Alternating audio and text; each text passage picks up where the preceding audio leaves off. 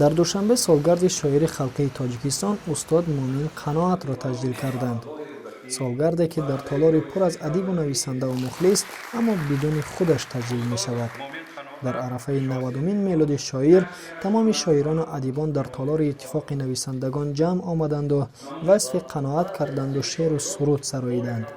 مومن قناعت تقریبا یگانه شاعری بود که در زمان معاصر برای این ملت آثاری بزرگ و شاگردان نامدار به میراث گذاشت. لایق و بازار و گلرخسار از زمره آنهاست که تا امروز به آثارشان دل همه را تسخیر کردند. اگر ما هم تو به یاد بیاریم نام مجموعه های استاد قناعت را: شراره، ستاره های زمین، موج های دنیپر، داستان آتش، سروش استالینگراد، مسعود نامه، تاجیکستان اسم من و دیگرها، از همین علاقه معلوم است که این اثرها فراگیر مهمترین جهت‌های زندگی مردم تاجیک می‌باشد.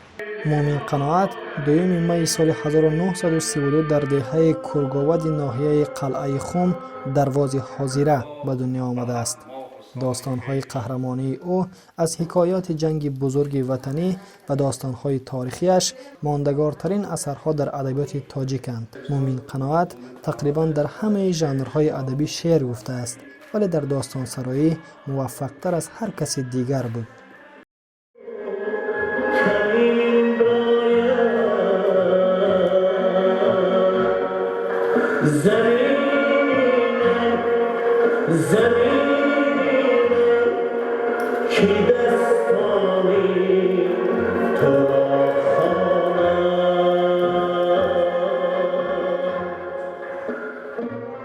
مومن قناعت 18 می سال 2018 در شهر دوشنبه از دنیا درگذشت. همسالان در کشور 20 می را همچون روز مومن قناعت جشن میگیرند و از او یاد میکنند.